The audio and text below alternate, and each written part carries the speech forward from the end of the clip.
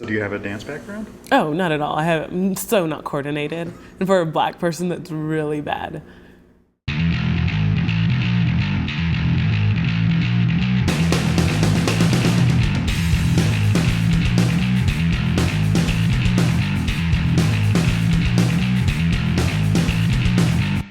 My name is Mercy. I skate with Rose City Rollers. I've been with Rose City for 1 season now. I've been skating roller derby for 6 seasons. Started with the Dallas Derby Devils for 3 seasons and Pacific Roller Derby for 2 seasons. In Dallas, they had Dallas Diamonds as a female football team. So I was interested in participating in that, but those girls look really intimidating.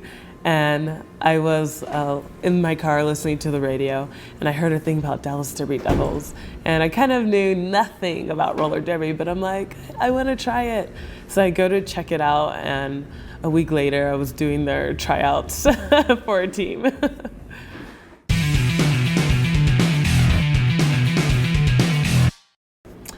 I think a derby wife is the equivalent to somebody on the track that's gonna have your back in the derby world, and they kind of know you, kind of your derby best friend a little bit, helps you train, got your back in the bar at the after party if you need it. So that's what it is to me. So do you have one? I don't. I had one when I was with Dallas. Her name was Rexerface, and she's taller than I am, 6'1", blonde, and she would just, what she primarily did is when I was talking to girls in a bar, she would threaten them. She was kind of pussy blocking a little bit for kicks, I think. Just because she could? Yes, because she's intimidating and everybody knew she had a gun. So.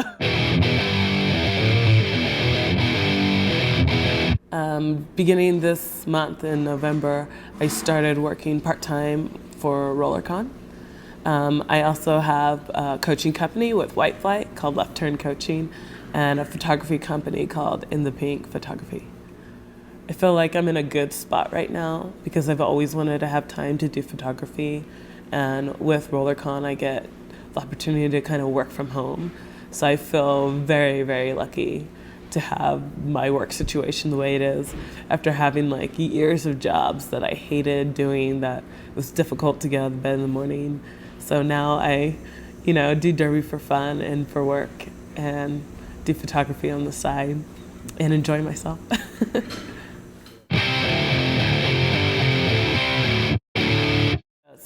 The energy that your fans throw out on the track at you while you're skating, there couldn't be like a greater motivator to skate harder and to get pumped up and to stay in the game. So it's kind of, they throw it at you and then you throw that energy right back for them. So it's like this constant cycle. So I think, I don't know, having people who really, truly diehard support you is like the best thing anyone doing anything, I think, could have. I don't hear much when I'm skating in a jam. Like, I don't hear anything. So when people are like, did you hear me screaming for you? I was screaming my ass off, or I had a cowbell. I'm like, I didn't hear that at all, not once. But when you come off the track after a good jam and you hear everybody cheering, that's when you know, like, wow. And you kind of get a like tingly feeling. It's exciting.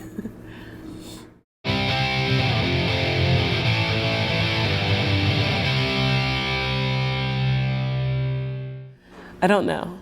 I mean, there's a lot of things that I would like to try doing. I think I'm gonna pick up ballet after I retire, or rock climbing, or actually snowboard, but who knows? Like, I'm enjoying what I'm doing right now.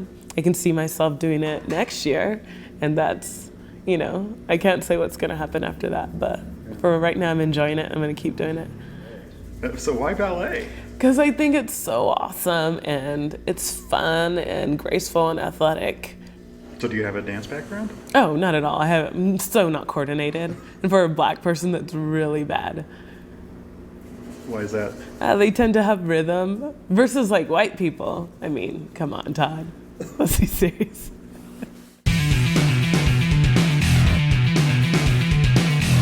I don't think it's a smart thing to date your teammates or hook up with them. It happens, but it just kind of sucks. because after the fact, it is kind of weird for a while. And you just want to be teammates and friends, and then you have to deal with like some past sex history, and it sucks. So for some people, it works out just fine and really good.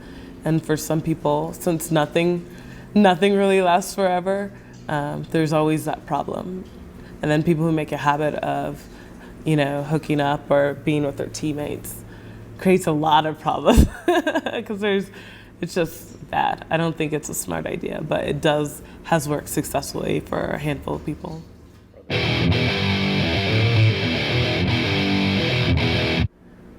I don't think I was gay when I started Derby, actually. Really? I wasn't, but I always liked women, kind of, but I didn't really know what to do with those like feelings and stuff. And I had a few gay friends that I started out with, and just being around them just made me more comfortable to explore those aspects about myself.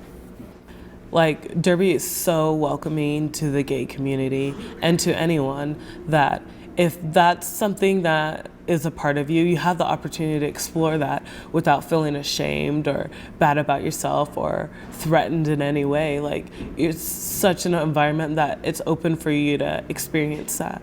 So, and I've seen a lot of women who have been married and divorced their husband when starting Derby.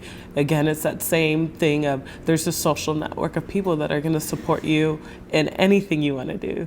So if you want to get a divorce, or if you want to be gay, there's people who are going to support you and love you no matter what decision you make.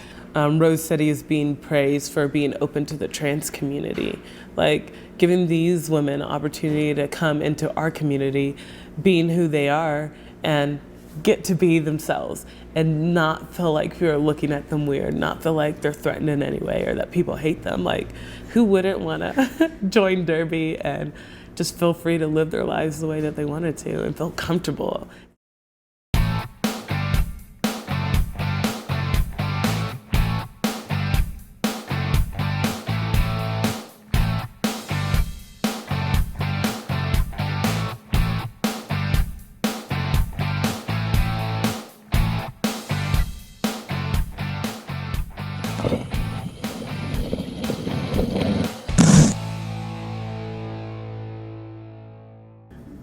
What was the question? What you're going to be doing in 5 years? Oh, yeah, I don't know.